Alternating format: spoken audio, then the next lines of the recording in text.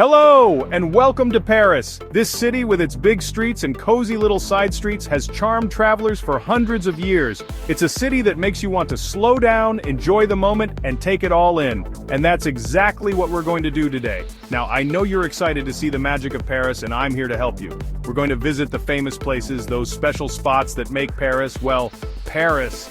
But we're also going to explore the hidden places and discover those little things that make this city so special. So grab your walking shoes, your sense of adventure, and let's go. All right, everyone. We're starting with the most famous of them all, the Eiffel Tower.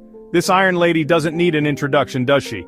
Standing tall since 1889, she has become an enduring symbol of Paris and a beacon for travelers from all over the world.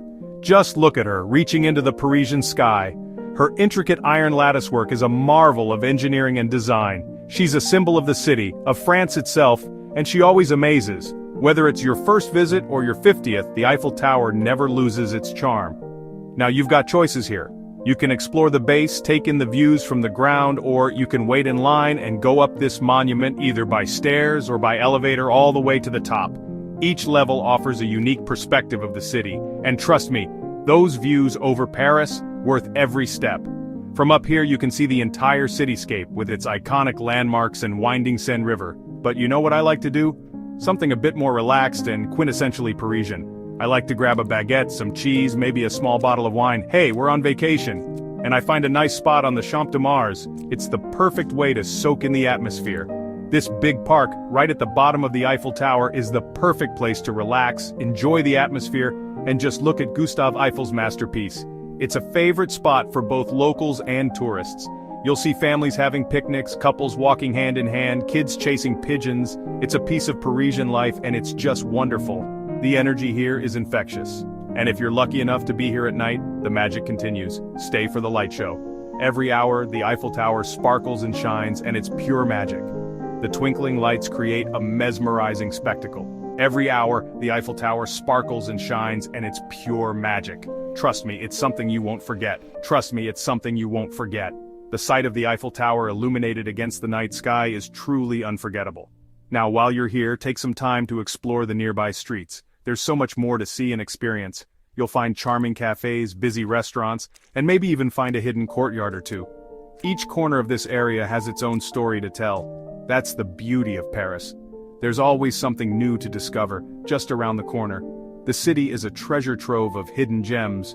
But for now, let's say goodbye to the Eiffel Tower and go to our next destination, a place that has some of the world's most famous works of art. Stay tuned. We've arrived at the Louvre Museum, home to famous paintings like the Mona Lisa and the Venus de Milo. These masterpieces have drawn millions of visitors from around the world, each eager to catch a glimpse of their timeless beauty. Now, I know what you might be thinking, Rick, that place is huge and crowded. The lines can be long and the galleries packed with people. And you're right, the Louvre can be a lot, especially if you don't have much time. Navigating through the vast halls and numerous exhibits can be overwhelming. But here's the thing, even if you only have an hour or two, it's worth going inside, even if it's just to see how grand the place is.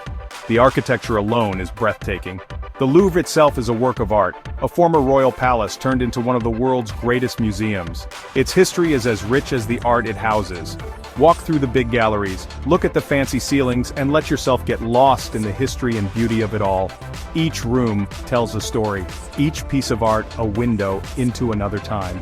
Of course, you can't come to the Louvre without seeing the Mona Lisa. This enigmatic painting has captivated audiences for centuries. She's smaller than you might think, and yes, there's usually a lot of people trying to see her. But the experience of seeing her in person is truly unique. But there's something about seeing such a famous painting in person, you know? It's like connecting with a piece of history. It's a moment you'll remember. The feeling of standing before such an iconic piece of art is indescribable. Now, once you've seen enough of the Louvre, let's escape the crowds and go to one of my favorite hidden treasures in Paris, the Palais Royal. Hidden away close to the Louvre, this beautiful building is often missed by tourists, which is a shame because it's a true peaceful place in the middle of the city. It's like stepping into a different world. Step inside the courtyard, surrounded by elegant columns and those famous black and white striped columns. The contrast of the modern art with the classical architecture is stunning. Find a bench, sit back, and just enjoy the peace and quiet. It's a perfect spot to relax and reflect. You might even see a fashion photo shoot. The Palais Royal is a popular spot for photographers. Its unique charm makes it a favorite backdrop. And don't miss the gardens. They're a hidden gem within a hidden gem.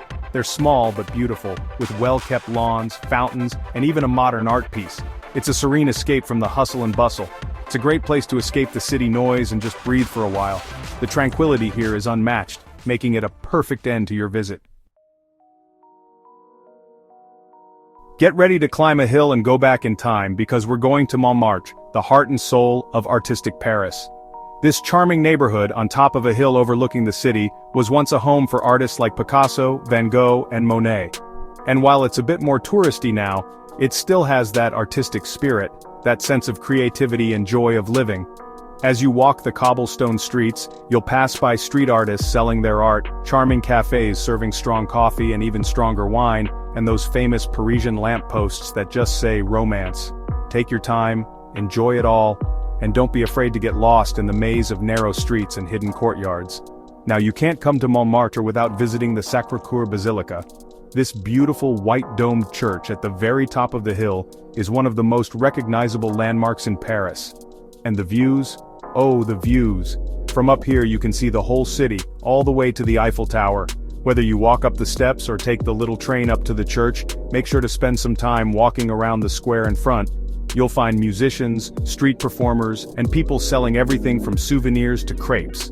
And speaking of crepes, you can't leave Montmartre without trying one. There are many creperies in the area, each one looking better than the last. Get a classic Nutella and banana crepe or try something a little different like ham and cheese. Just be ready for a sugar rush. Ready for some Parisian glamour? Well, grab your wallets and let's go to the Champs-Élysées, the most famous shopping street in the world. This grand avenue, from the Place de la Concorde to the Arc de Triomphe, is full of fancy stores, big-name brands, and those famous Parisian cafes where you can sip an espresso and watch people walk by. Now, I'll be honest, the Champs-Élysées isn't my favorite place in Paris. It can be a bit crowded, a bit much, and let's be real, a bit expensive. But it's one of those places you just have to see when you're in Paris. So put on your best walking shoes and get ready for a walk. Look at the windows of designer stores like Chanel, Dior, and Louis Vuitton.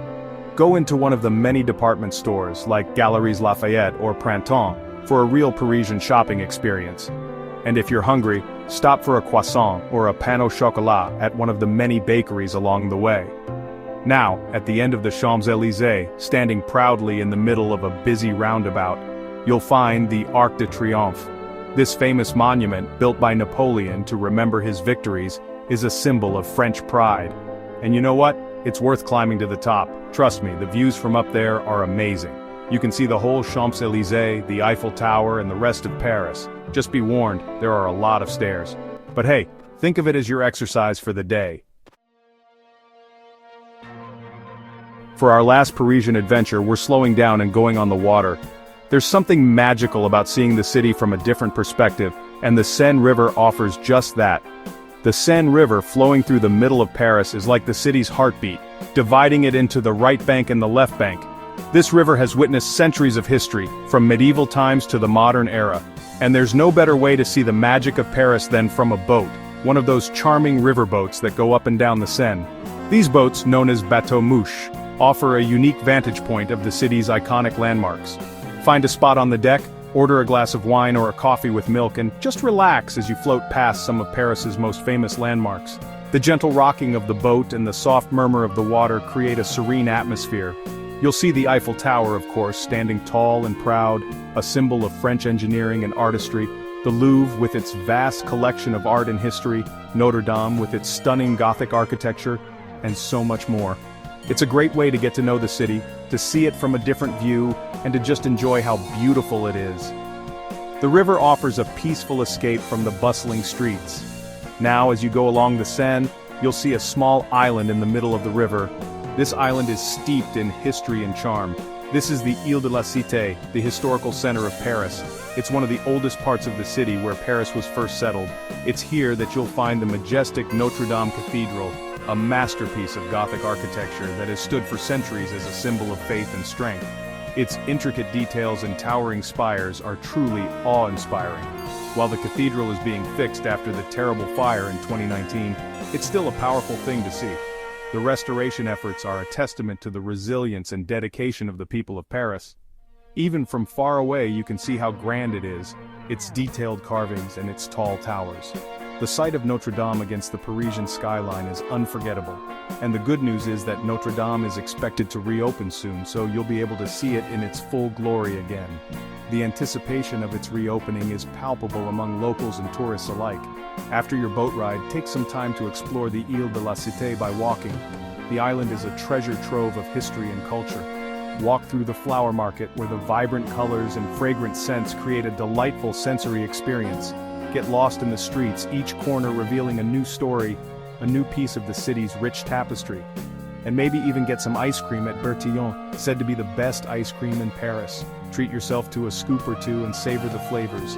And as the sun starts to set, find a spot along the Seine, watch the city lights twinkle and just enjoy this moment, this Parisian dream. The reflection of the lights on the water creates a mesmerizing scene perfect for ending your day.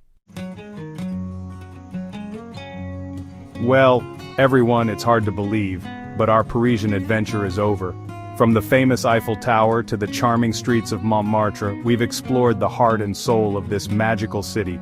I hope you've enjoyed our trip together, that you've found some new favorite places, and that you've fallen in love with Paris a little bit more, but remember, this is just a small part of what this incredible city has to offer. There are many other neighborhoods to explore, museums to visit, pastries to eat, so I hope you come back and see it all for yourself. Until next time, have a good trip.